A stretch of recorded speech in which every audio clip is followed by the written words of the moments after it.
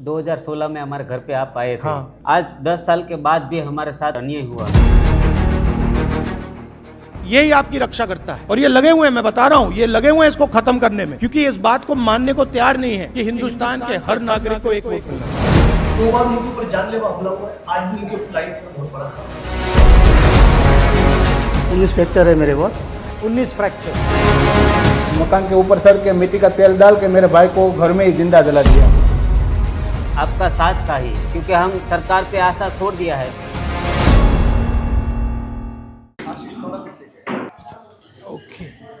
ऊना के victim family, Una में ही दूसरी घटना हुई थी, उनके भाई को जिंदा जलाया था। बहुत बड़े माइनिंग माफिया के खिलाफ लड़ते हैं। 2 बार उनके ऊपर जानलेवा हमला हुआ है, आज भी उनके लाइफ में बहुत बड़ा खतरा है। 2016 में हमारे घर पे आप आए थे। राहुल गांधी आज ऊना पहुंच गए। राहुल ने यहाँ पीड़ित और उनके परिवार से मुलाकात की और चाय भी पी। राहुल गांधी काफी देर तक रुके रहे और पीड़ित के घर वालों का हालचाल जानते रहे। न्याय के लिए आप हमारे घर पे आए, सभी परिवार को मिले, आश्वासन दिया। आज 10 साल के बाद भी हमारे साथ कोर्ट के अंदर अन्याय हुआ है। हमारे सभी परिवारों का जीवन में पूरा खतरा है। सीएम आनंदीबेन मुख्यमंत्री थे, घर पे आए, हम सभी को आश्वासन दिया था, आपको जमीन मिलेगी, आपको नौकरी मिलेगी, आपका घर का प्लॉट मिलेगा, आपको आवास मिलेगा। लेकिन आज 10 साल हो गया है, एक भी हमारी मांग पूरी नहीं है। 43 आरोपी थे, उसमें से एक एक्सपायर्ड हो गया था, जो पुलिस वाला था। पुलिस को भी कोर्ट ने रिहा कर दिया। 5 लोगों को सिर्फ जमानत मिल जाए ऐसी सजा मिली है। हम ऐसे आपके मिलने के लिए आए हैं कि हमारी मांग है कि हमारा परिवार का पूरा खतरा है, हमको न्याय नहीं मिला है, तो आप हमारे साथ रहो। हम आप किसी भी तरह दिल्ली बुलाओ तो हम आप आएंगे, हाई कोर्ट में लड़ेंगे, सुप्रीम कोर्ट में लड़ेंगे, तो आप हमारे को आपका साथ चाहिए, क्योंकि हम सरकार पे आशा छोड़ दिया है। इस केस में हमें सपोर्ट कीजिए। ठीक है। 2012 में मेरे भाई को गांव लोगों ने, दलित का एक ही मकान था हमारा घर में, गांव में, और एक घर था पता, एक ही दलित का था। इकट्ठा गांव से एक लड़की चली गई, तो उन लोगों ने मेली विद्या से दिखा कि भाई लड़की मेरे घर में है, ऐसा डाउट रख के वो लोग इकट्ठा हो गए। और मेरा मकान था वो कच्चा मकान था, तो मकान के ऊपर सड़ के मिट्टी का तेल डाल के मेरे भाई को घर में ही जिंदा जला दिया। और लड़की थी नहीं वहाँ पे? लड़की तो कहीं दूसरे काम से कहीं बाहर गई थी, ऐसा था। अच्छा, फिर वापस लौट गई वो? वो फिर वापस आ गई। उसकी तो अब शादी हो गई। लड़के, उसको मालूम ही नहीं था प्रश्न क्या था, ऐसा भेदभाव रख के मेरे भाई को घर में ही जिंदा जला दिया। फिर गांव में एक ही मकान था हमारा, तो हम वहाँ कैसे रहेंगे? तो हमने इसी मिलते सर 14 परिवार लोग थे हम घर के, तो हमने गांव हिजरत कर लिया।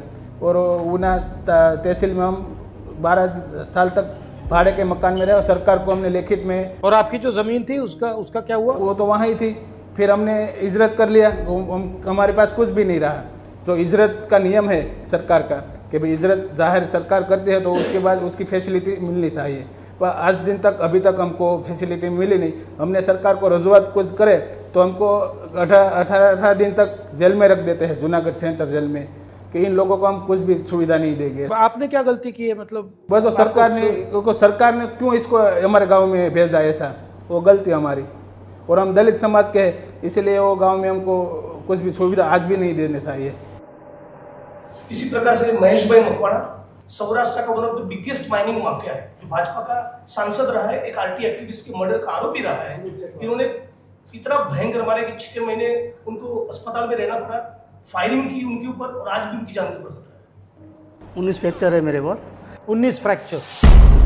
19 फ्रैक्चर है, यहाँ से सब कुछ रोड, यहाँ पे बेरिंग है चलने के लिए। दिनू बुगा सोलंकी और अमित शाह दोनों पार्टनर में माइनिंग चलाते हैं। जो मेरा जंगल है उसमें, तो उसके सामने मैं बहुत बड़ा मूवमेंट करता हूँ। मैंने हाई कोर्ट में, सुप्रीम कोर्ट तक में लड़ा हूँ।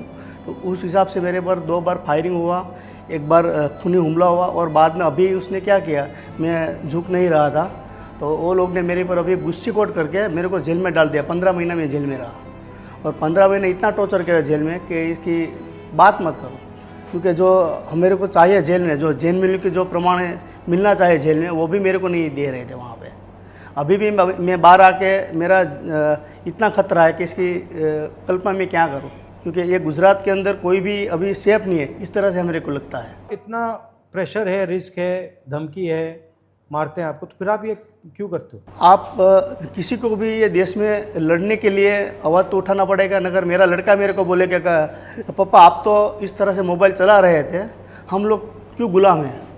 तो मेरे को आज़ादी चाहिए, तो आज़ादी के लिए हम लोग लड़ते हैं और हम लोग संविधान बचाने के लिए लड़ रहे हैं, अभी संघर्ष कर रहे हैं।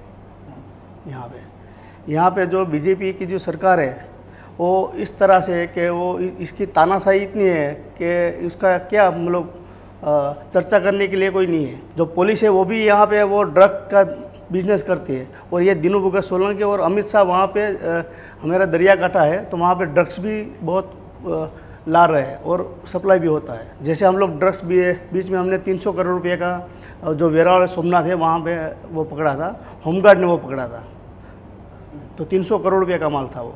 आपकी फैमिली? मेरे एक लड़की है, लड़का और मेरी माँ और मेरी घरवाली। और लड़की लड़का क्या करते हैं? वो दोनों तो घर पे ही थे, क्योंकि वो पढ़ने के लिए मैं कभी भी कहीं भेज नहीं सकता हूँ, इस तरह से वो दहशत में हम लोग। अच्छा, वो स्कूल कॉलेज नहीं जाते हैं? नहीं गए? ये लोग ने क्या किया, मेरे लड़के के ऊपर मैं झुक नहीं रहा था, तो जो अपना वो बिस्किट आता है ना वो क्रीम वाला, उसमें ड्रग्स डाल के वो ये लोग ने उसको दिया, ठीक है, 2-3 महीना तक दिया। तो हम लोग ने एक रिपोर्ट किया, तो बाद में हमको वो पता लगा कि इसको ड्रग दे, इसलिए इसको जो भंड रहे थे वहाँ से भी हम लोग उठा लिया।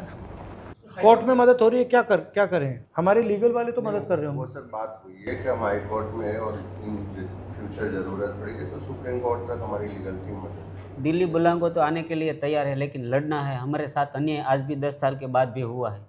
ठीक है।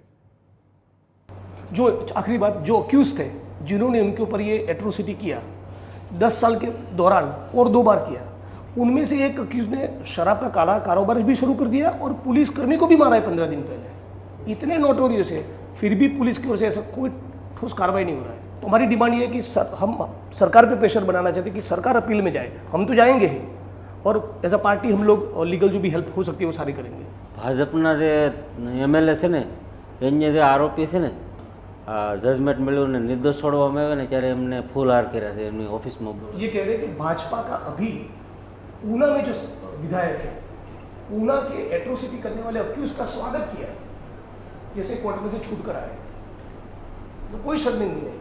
और यही आदमी जो भाजपा का भी विधायक है, सांसदीय विधायक, वो जब पूर्व विधायक था, जब ऊना की बाजार में उनको मारा पीटा जा रहा था, कुर्सी लगाकर आराम से बैठा था, पूरा तमाशा देख रहा था, खड़ा होकर बचाने की कोशिश नहीं की। पुलिस भी इस जुलूस में शामिल था, पुलिस को भी नहीं कहा कि क्या हो रहा है, बंद करो ये फ्लॉगिंग।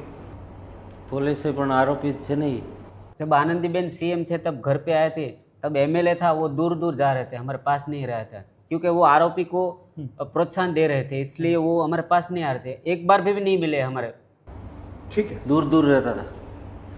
तो आप हाँ ओके, आप हाँ वो ठीक है, धन्यवाद।